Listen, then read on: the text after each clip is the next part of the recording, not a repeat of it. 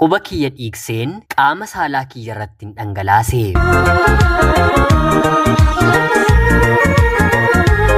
Yeroodhaaf maqaa kiyya himachuun barbaadu kanan dhaladheetti guddadhe Jiituu Magariituu Oromiyaa keessatti barnoota kiyyas kutaa 1 hanga 12tti maatii koo biratti ergan baradhee xumuree booda kutaa 12 illee xumureen qabxiin maatirikii anaaf dhufee yuunivarsiitii seeneen barachuun eegale.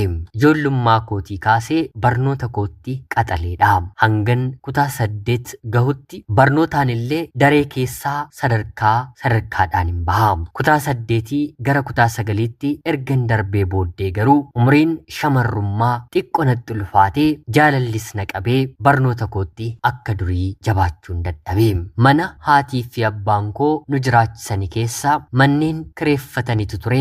Mucaama anaatiin nan barbaanne dargaggeessa fuula tolu tokkorraatii jaalalli na qabee bahasaa galmasaa hordofuu eegaleen hanga ani jaallachuun kiyya obboloonni koo fi maatiin kiyya baraniitti gahee dhumarratti fedhii kiyyaan dargaggeessa kanatti baay'ee siquun gaaffii jaalalaallee otoo naaf hin dhiyeessin kabaja durbummaa kiyyaa dabarseen kenneefi maatiin kiyya akkan gurbaa kana waliin hariiroo qaamaan illee eegale yeroo dhaga'anitti gurbaa kana dafanii mooraa isaanii keessaa baasanii eega sanaatii bakka biraa galee haa ta'uutii garuu dubartii gara biraa waliin ija kiyyaan akka inni jaalala jalqabee yeroon beekutti abdii kutadheen gara barnoota kootti deebi'ee.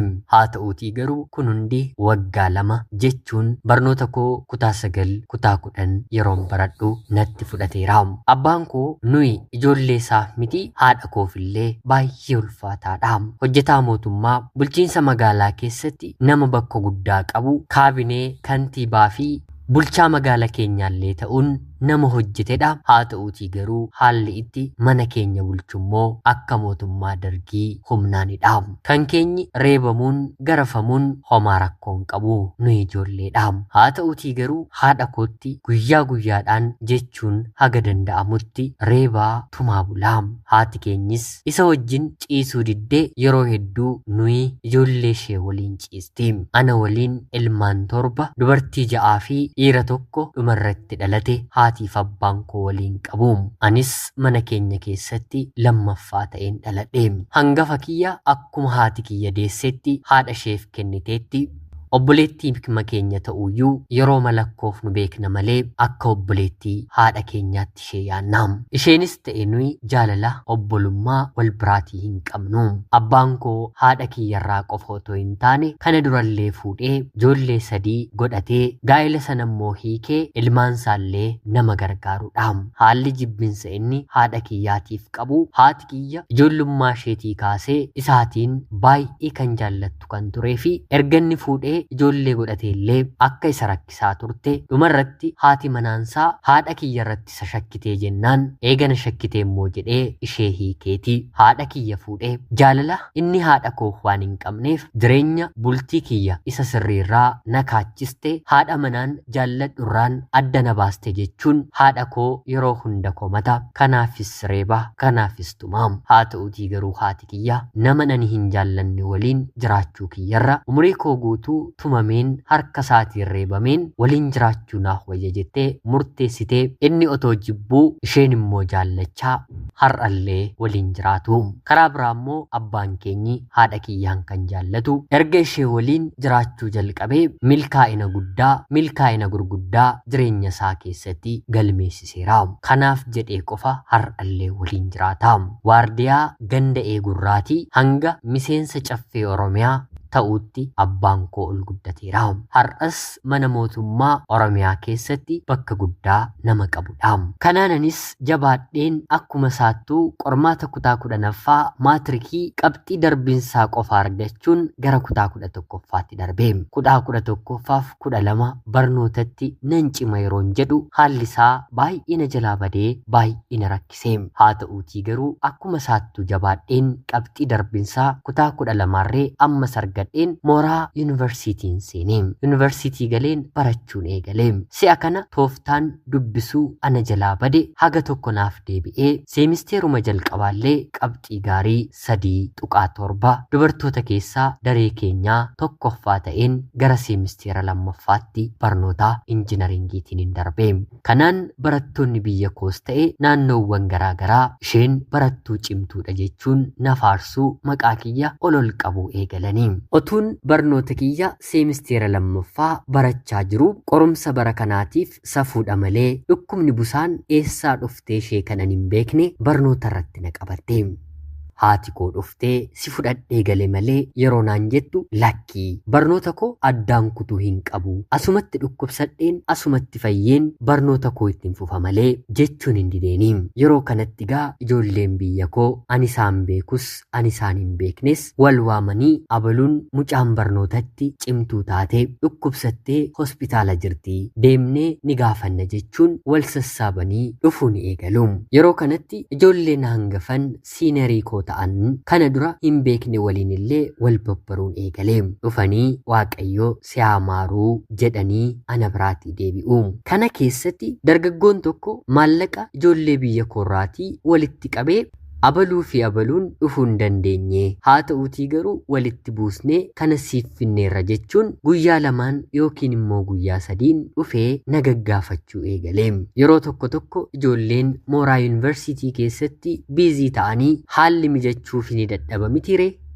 inni kuni garuu yeroo qaburraatii mijeeffatee guyyaa lamatti yookiin sadiitti otoo nan gaafatiin hin oolu kanaan haati kiyya mucaan kun gaarii akka ta'ee fi maatiin isaallee nama gaarii akka turan haati isaallee baay'ee rakkattee akka isa barsiistu anatti himte kana dura ijumaan argaan beeka malee mucaa eenyu akka ta'e dipaartimentii maal akka baratu waan hin beeku hin qabu yeroo kanatti ani barsiisota yeroon dhukkubsachaa jiru kanatti qormaata qoraanna jiraniitiif akkan dhukkubsachaa jiru akka dipaartimentii koo deemee naaf beeksisu gurbaa kanatti ni madhee yeroo kanatti innis tole jedhee akka tasaa ta'ee dipaartimentiin keenyi tokkodha barsiisotatti anaaf himuu jalqabee gara biraan immoo barnoota isaatiillee qaxaleedha ani dubartoota keessaadha mitire inni immoo barattoota waggaa arfaffaa dipaartimentii keenya baratanii keessaa sadarkaa tokkoffaarra qabxiidhaan dargaggeessa jirudha kanaan wal barree mooraa yuunivarsiitii keessattillee wal dubbisuu eegallee wal dubbisurra darbee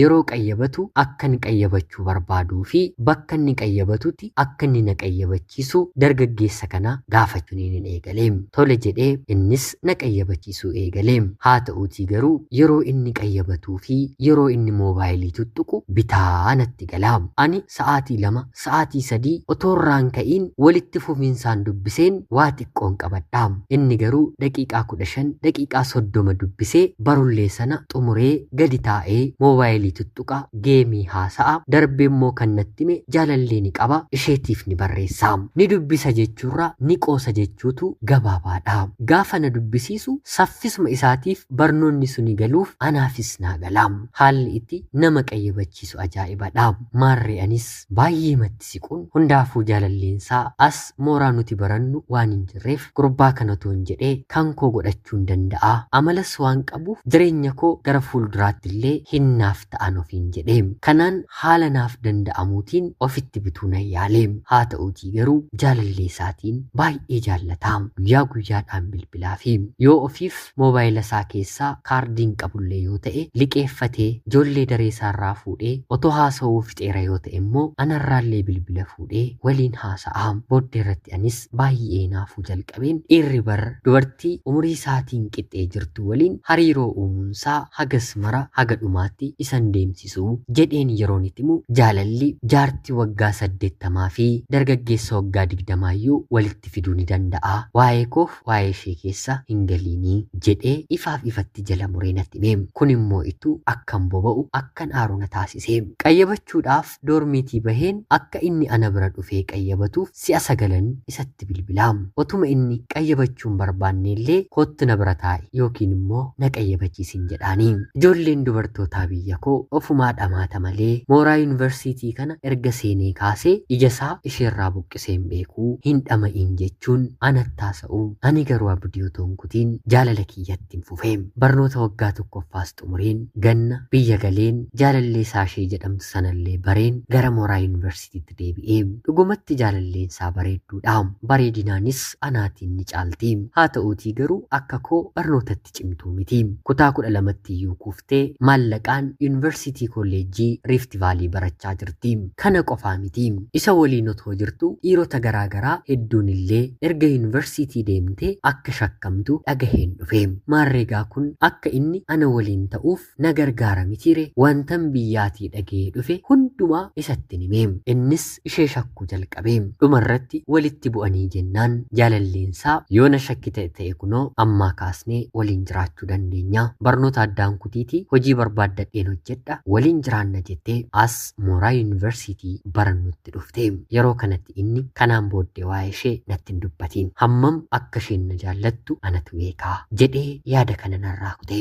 Ani qabsoo koo hin dhiisneem. Sababiinsaa immoo walumaan kiyya isa waliin ta'eeraam. Isheenis hin turre karaa maatii ishee hojii qabattee baankii keessa hojjechuu jalqabde. Akka ajaa'ibaatti jaalallee ishee kanas gargaaruu ni eegalte. Dura haga tokko kan naaf ergamurraatii anatu gargaara tureem. Amma garuu inni gargaarsa kiyyas didee abaluun kana naaf bitte abaluun koo kana naa goote jedhee nattaasa'uu eegaleem. Otuman gubadhu baratee eebbifameem. Mooraama yuunivarsiitii keenyattis barsiisummaadhaan qacarameem. Jalqabuma akka qacarameen immoo ani waggaa sadaffaattiin darbe anaan barsiisuuf dhufeem. Bara kana akeekkachiisa natti kenneem. Amma ani barsiisaadhaam. Hojii kanas seeraan hin beeku. Tarii akka durii yoo waliin deemna oolla jenne qabxii ati daree keessatti argattuun barattoonni na shakkuu ni danda'u. Seemisteera kanaatiif anaafsi wal arguu hin qabnu naan jedheem. Tole jedheen seemisteera sana obsus seemisteera itti aanus akkanuma nu hin barsiisuuf dhufeem. Baay'een isa jaalladha. Ija kiyyaatiin naannoo inni jiru deemeen isa argeen darba. Akkanan isa jaalladhu sirriitti ni beekaam. Jaalalleensaas yeroo yerootiin dhufti. Innis yeroo yerootiin jaalalleesaa bira deemaam. Bakka deeme hundumaa immoo yeroo hundaa na beeksisaam. Maarreegaa kanaan otoo jedhu waggaan suni dhume. Waggaa sattaanutti yeroo nanii waggaa arfaffaatti darbu fageenya irraatiin kan ka'e jaalalleesaa waliin haala gaariirra kan jirre natti himeem. Anis haalli kun anaaf carraadha mitiire laphee koo keessaa waan hin baaneef deemeen mana isaa buluu, meeshaa qulqulleessuu, uffata isaa miicuu fi kanneen kana fakkaataniin eegaleem.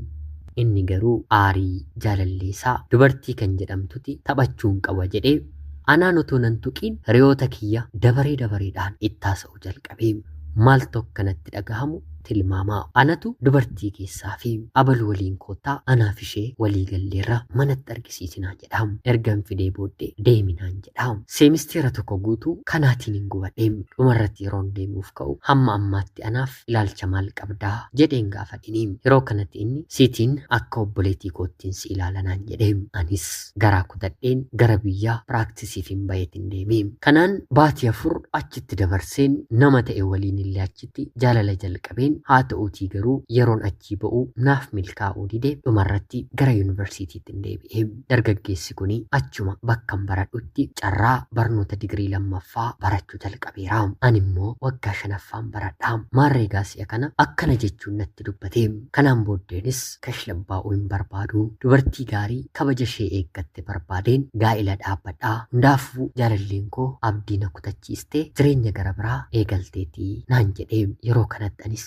kabaja kiyya sa'aatiin taanetti dhabuu kiyyatti baay'ee natti dhagahameem. Anis maalin godha maalaa ta'u jedheen barattoota dormii koo mariisisee dubartoonni lamaan tooftaa addaa tokko kabaja kiyya akkan qabu fakkeesseen isa waliin yoon ciisellee akkan kana fayyadamuu danda'u natti himaniim. Anis tole jedheen ija jabeeffadheen of biraatii ilaaluu dadhabde malee anis kabaja kiyya waliin hin jira. Hangam akkan si jaallachaa ture immoo ni beektaa jedheen isatti himeem. Nan kakadhee fi se'ee hedduurra deddeebisee na kaksiisee dhugumatti garuu kabajan qabdu taanaan hin gaabbitaa. Anisiin akka obboleettii kooti waan hin ilaaluuf akka dubartoota warra kaanillee si waliin ciiseen maqaan taane sirratti fudhachuun barbaanne jedhee natti dubbate. Anis tooftaa sana abdii godheen kabajan qaban jedheeni dhumarratti tole jedhee guyyaa akkanaa hoteela qabannee yeroo bareedaa waliif dabarsina naan jedhee wal beellamne. Anis guyyaa sana nan qophaa'ee hoteela na fudhatee deemee jaalala waliin eegallee halkan qixxee gara gochaatti yeroo seennu funcaan kiyya ol darbeen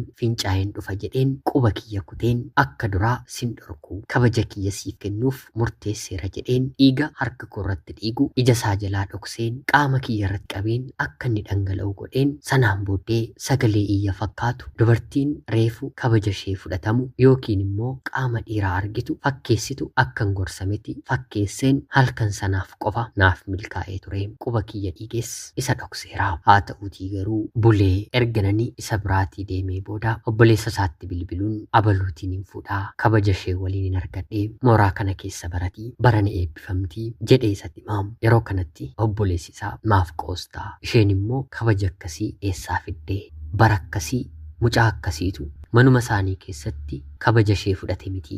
Eengadda eessa turte bakka akkasiitti piraaktisii baatee mana abaluu galaan turree jechuun icciitii kiyya eessaati akka inni fideeruu hin beeku obboleessa isaa tokko lamaan hime. Kallacha barsiisaan kun na waamee wanta dhaga'e tokko lamaan natti hime. Anis hundumtuu sobadhan jedheeni bultii kiyya jaarrachuufidha waan na ta'eef nan kakadhee baay'ees wanta isan jaalladhuuf jechan jirra fiideen yoo kanan sobeera ta'e jedheen waan baay'ee ofirratti hin dubbadhe. Haa ta'uutii otoon kakachaa jiru hiriyaan dormii koo naaf bilbiltee akkan siin jedhetti siif milkaa'e miti baga siif ta'e hiriyaa koo jettee bilbilaan jalaa kaasuu dinnaan miseejjiidhaan naaf ergiti.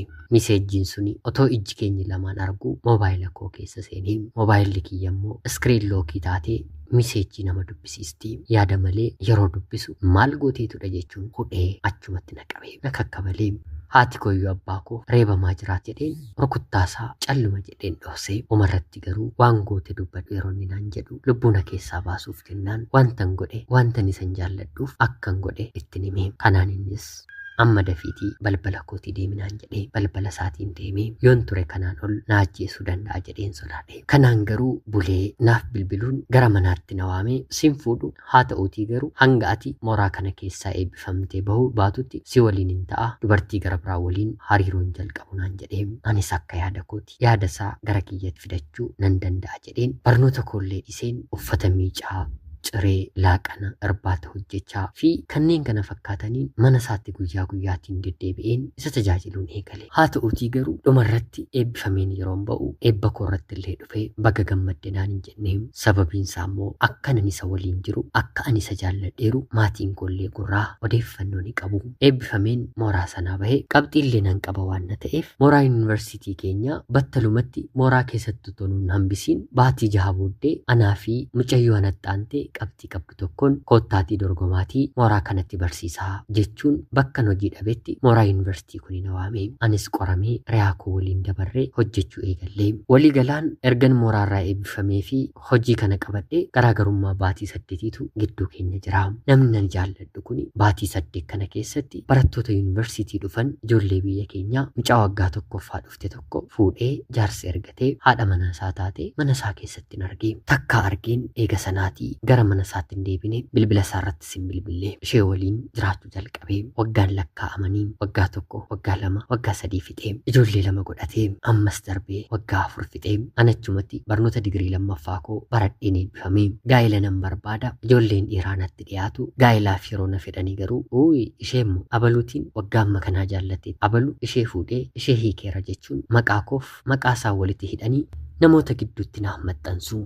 Hiriyaan koo waliin hin qacarame dhuftee kan isheen heerumte baatii 5 fennee achuma keessatti barsiisaa tokkotu fuudhee ani garuu nan heeruma jedheen yaalii garaagaraa gaggeesseen ture. Haa ta'uutii garuu naaf hin milkoofne. Turtii waggaa 4 booddee otuma barsiisaa jirru leenjiin tokko ministeera barnootaa Itoophiyaarraa asii gadi ergamee mooraa yuunivarsiitii dipaartimentii tokkorraatii nama 2 akka ergatu taasifame akka carraa ta'ee anaaf inni nu gahee waliin leenjii kana leenji'uu eegallaa. Leenjiin kun torbee 3 fixaa.